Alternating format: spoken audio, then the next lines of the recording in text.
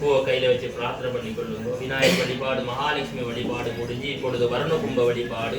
இங்கே வருணன் என்றால் நீர், அதாவது நீருக்கு நாங்கள் இப்பொழுது ஜெபம் செய்ய போகின்றோம். அதாவது கங்கா, யமுனா, கோதாவரி, சரஸ்வதி, நர்மதா, சிந்து, காவேரி என்று சொல்லப்படுகின்ற 7 நதிகளுடைய புண்ணியமான 7 நதிகளுடைய மந்திரங்களை எல்லாம் சொல்லி இப்பொழுது ஜெபம் செய்ய போகின்றோம். இதை ஜெபம் செய்த பிற்பாடு இந்த தண்ணியானது புனிதமாகிவிடும். எனவே இந்த தண்ணியை நாங்கள் வீட்டில் எல்லா இடமும் தெளிக்க வேண்டும். அந்த வீட்டை சுத்தப்படுத்தினால்தான் அந்த புனிதமான ஆத்மா வந்து அந்த புனிதமான ஆத்மா வர வைக்கும் போது வீடு முழுக்க முழுக்க சுத்தமாக இருக்க வேண்டும். எனவே 7 நதிகளை மனசார பிரார்த்தனை பண்ணி கும்பிட்டு கொள்ளுங்க.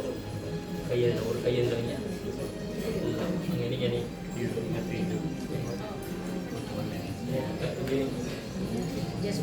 ஓம் सर्वेभ्यो ब्राह्मणेभ्यो नमः जूजं पुण्यागं जपं गुरुत्वं वयं कूर्मः भवद्भिरनुच्चारका पुण्यागावाजस्य ओम वाज्यदां शिवावसन्दो ओम